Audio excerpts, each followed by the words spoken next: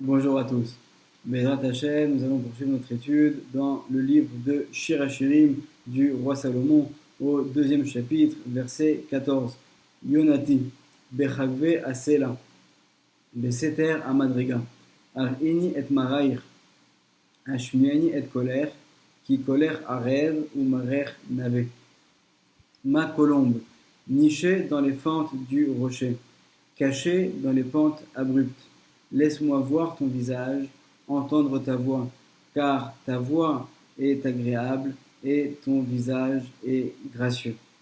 Le Ben Ishraï va nous expliquer ce verset en rapportant les paroles du Talmud de Jérusalem, dans lequel il est rapporté l'anecdote selon laquelle nos âmes se trouvaient avant d'arriver dans ce monde, tout près d'Hachem, près du trône céleste, à un niveau extrêmement élevé. Sauf que Hachem nous avait mis là-bas sans que nous ayons fait le moindre effort pour cela. C'était un cadeau de sa part, par miséricorde, de nous avoir mis à un niveau aussi élevé sans que pour autant nous l'ayons mérité par des efforts. Et finalement, en faisant descendre notre âme dans ce monde-ci, qui est un monde matériel, d'ailleurs l'âme va rentrer dans notre corps matériel, et dans ce monde-ci où il y a tellement d'épreuves, de souffrances, de difficultés, mais où chacun a le libre arbitre qui lui permet de choisir entre le bien et le mal.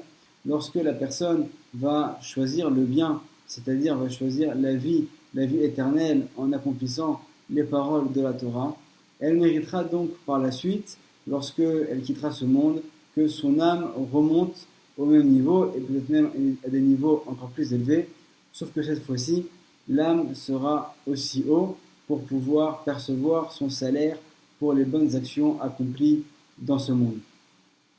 Le Ben Ishraï va même aller plus loin en écrivant que c'était carrément une honte pour nous d'être à un aussi haut niveau alors que nous ne l'avions pas mérité par nos efforts. On pourrait, pour donner un exemple, c'est comme si une personne, on lui donne constamment des cadeaux, sans qu'elle ne demande rien. C'est dans la nature humaine, au bout d'un moment, de vouloir également acquérir les choses par soi-même. On pourrait imaginer quelqu'un qui, au moment de passer un examen, directement, avant même qu'il ait commencé à remplir sa copie, on lui met tout de suite 20 sur 20. Et à chaque fois que c'est la même chose. Donc forcément, au bout d'un moment, il y a une honte, puisque la personne sait en elle-même qu'elle n'a pas mérité tous ces honneurs et tous ces titres. C'était plus ou moins la même chose pour nos âmes qui étaient à un tel niveau. Et donc c'était une véritable volonté de descendre dans ce monde-ci pour pouvoir remonter là où on se trouvait, mais cette fois-ci en ayant le statut de quelqu'un de méritant.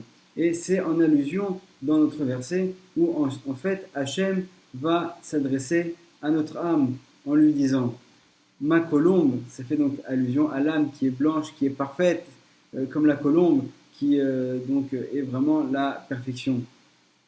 Bechagve Asela Beseter Amadriga, dans les fentes du rocher, cachées dans les pentes abruptes. Tu vas donc descendre la pente, tu vas descendre très bas dans ce monde-ci où la vérité est cachée.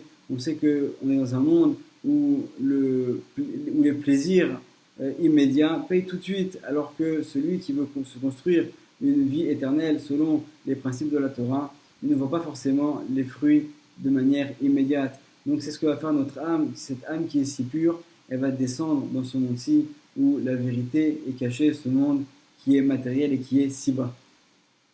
Hachem poursuit sa demande envers notre âme en disant Ar-ini et maraïr, laisse-moi voir ton visage.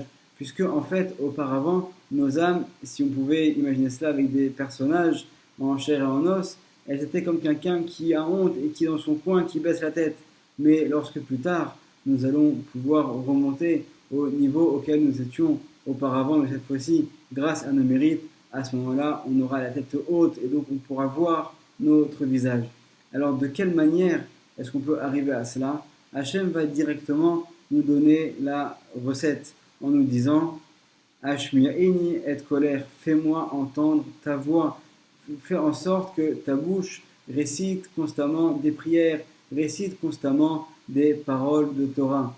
Et à ce moment-là, qui colère arrive. Pourquoi? Parce qu'en fait, ta voix est agréable, mais Arev, ça vient également du mot Iravon, celui qui va en fait se porter garant. Ce sont ces paroles de Torah qui vont être notre garant pour que nous ayons mérité d'arriver au monde futur.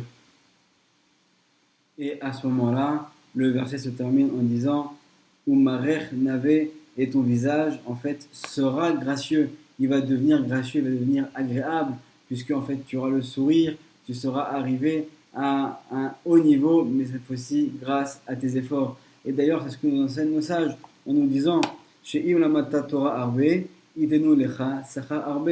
Celui qui a beaucoup étudié la Torah aura également une grande récompense. C'est-à-dire que finalement, notre niveau va être proportionnel à nos bonnes actions, à notre étude de la Torah. Et c'est finalement ces bonnes actions et cette étude qui vont être notre garant, qui vont être notre avocat lorsque nous nous présenterons après 120 ans ou à la venue du Mashiach devant le tribunal céleste et que nous devrons rendre des comptes sur chacune de nos actions.